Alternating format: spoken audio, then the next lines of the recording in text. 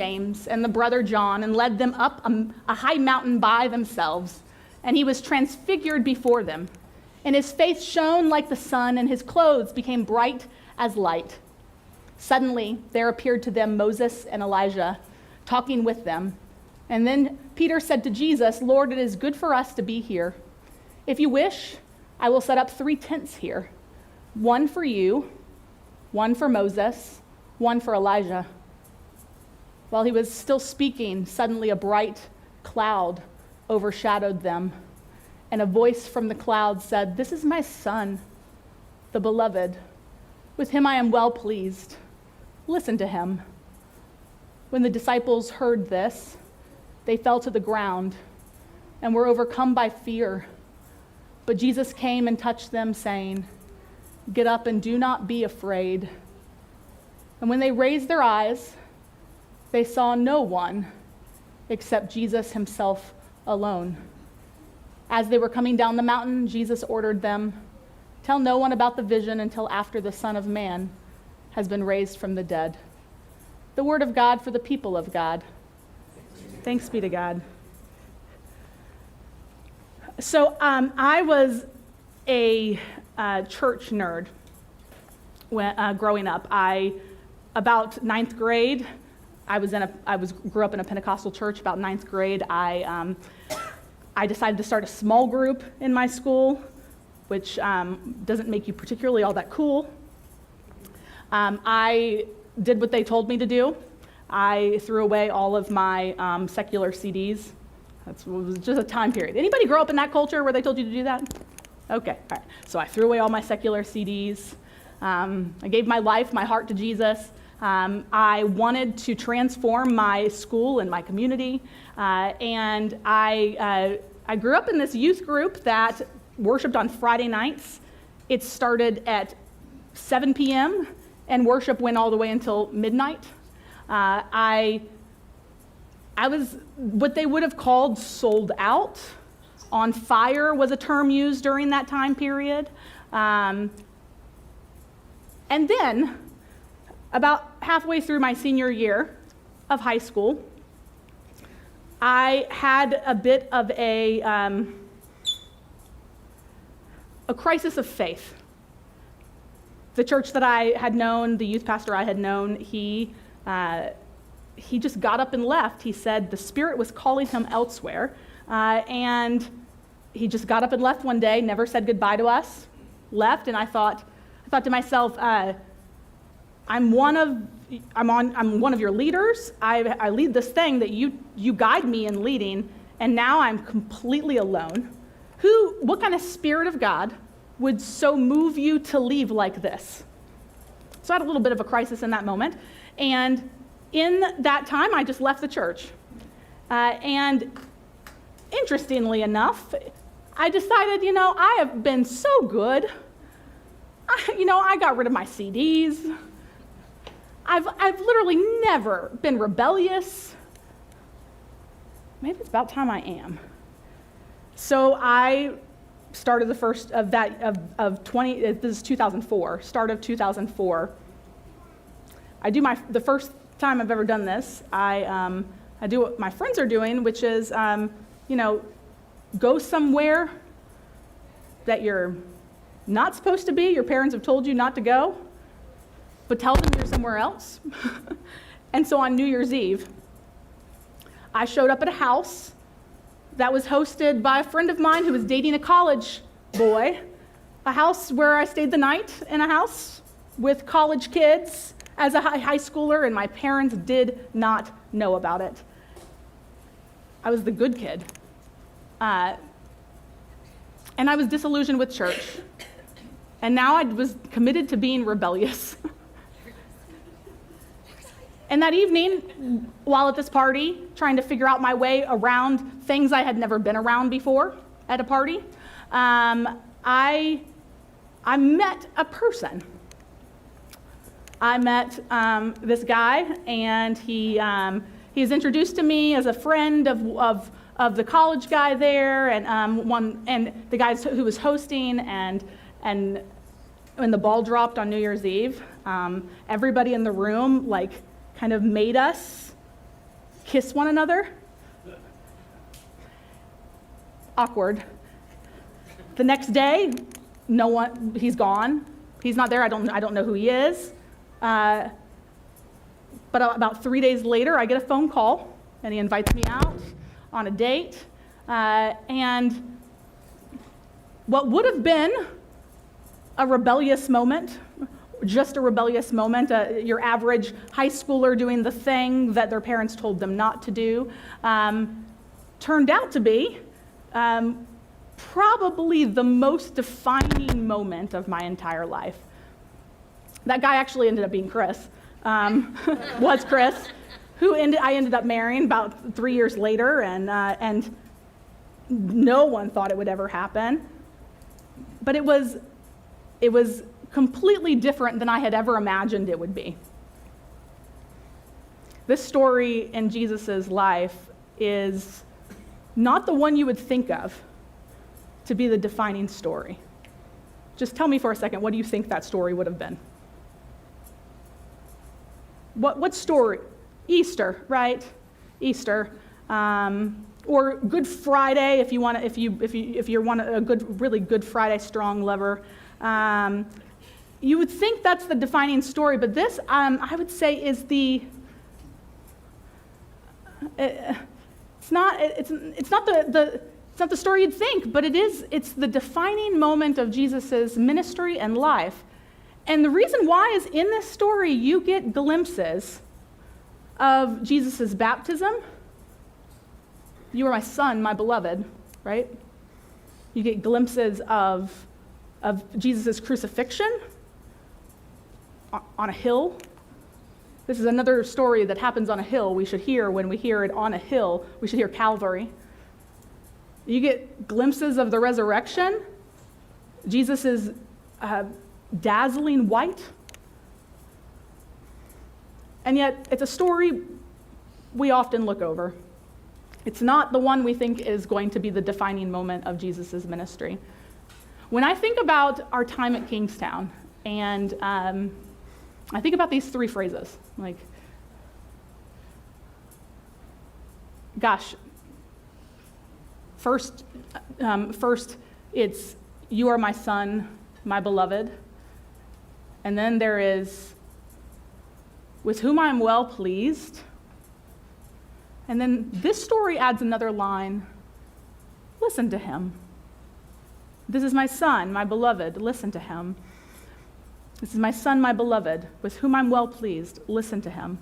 And when I think about this and the years of ministry at Kingstowne, I think about how I would have thought that the defining moment of Kingstowne's ministry would have been when we finally moved out of here. I would have thought that the defining moment of Kingstowne's ministry was when we finally paid all of our own bills, were completely self-sufficient, weren't relying on grants anymore. I would have thought that the defining moment of Kingstowne's ministry would be us deciding to be a reconciling church, or chartering one of the few United Methodist churches, new churches in Virginia to charter. Maybe I would have thought a defining moment in Kingstowne's ministry I probably would have also said before this, a defining moment in Kingstowne's ministry would be when one day I moved on and the church, though hard, made it through its first pastoral transition. But what I think is the defining moment in our ministry, and the reason why I say this is because of the last line in the scripture. The one God all along has been saying, hey, this is my beloved, this community here. I love this community. I love what it's about. I'm well pleased with how resilient you all have been.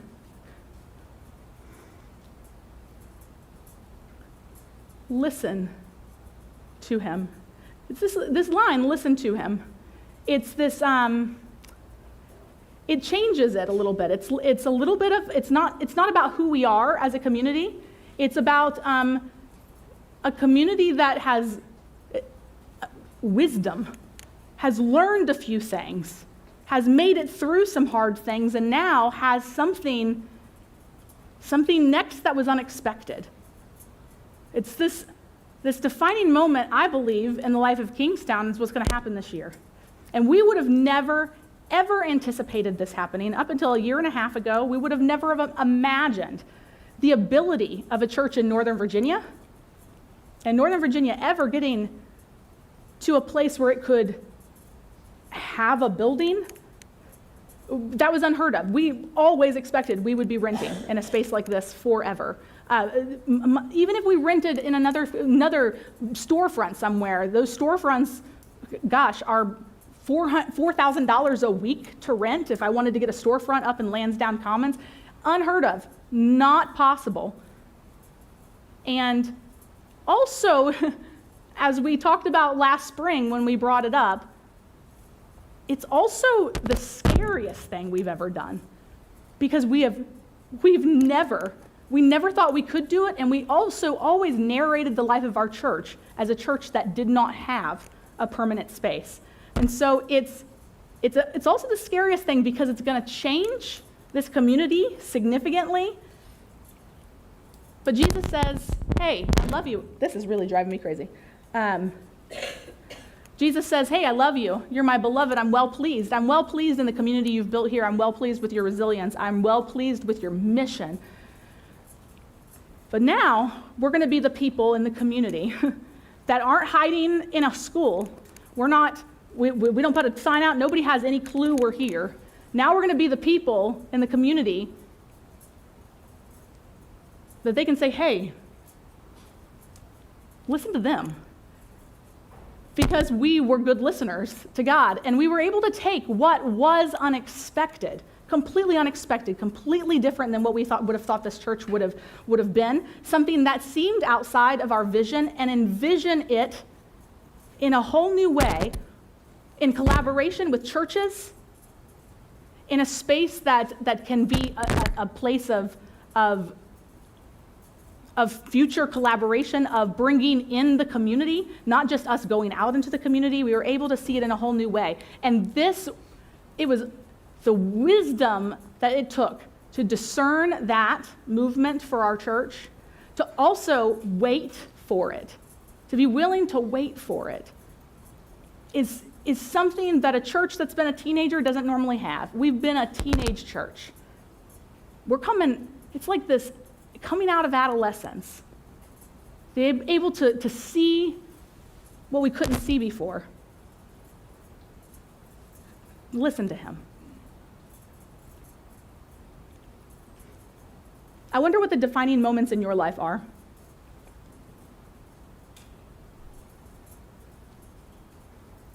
What for you was the, you are my son. You are just beloved. What moments were those for you?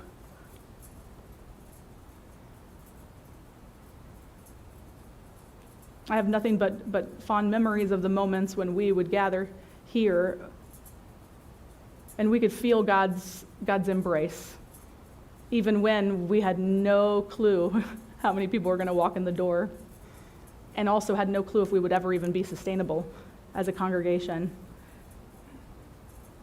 And then we got to seasons where God said, wow, well done. I'm well pleased. Look at what you all were able to do. And now we're in this new season.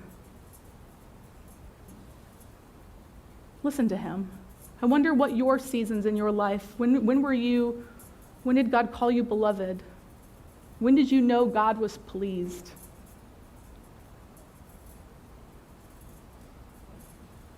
And have you had a moment where a new wisdom, new understanding, a new way of looking at things was necessary, scary, different,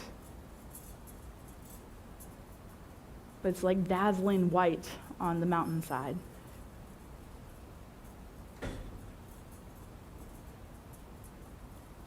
I'm excited to be on this journey with you all.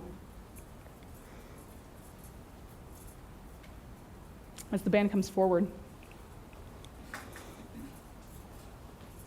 let's thank God for this ministry of this church and for this defining moment we find ourselves in.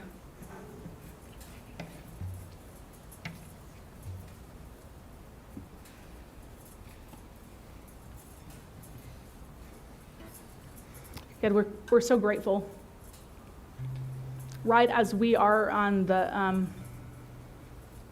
we're leaning in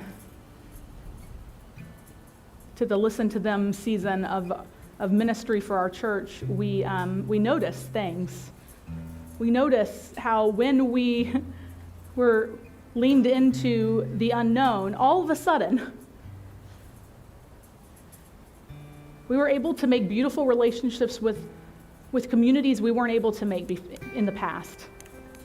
Received grant funding for a neighbor-kind initiative that has begun to transform the community, something we never had before.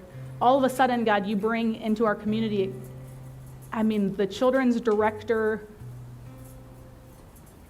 that's been in our mind's eye. The one that can lead this into its new season of ministry up ahead. This ministry as a church, the one who's grown the children's ministry and youth ministry tremendously in less than a year.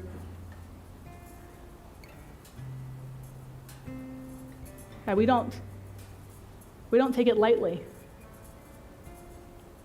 that you are moving us into a new season of wisdom and understanding, something we could not have imagined, a defining moment in our church.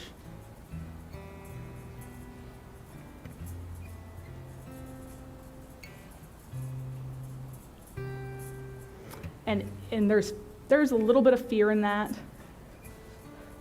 because it's going to require something that's a little less scrappy. And we really like to be scrappy.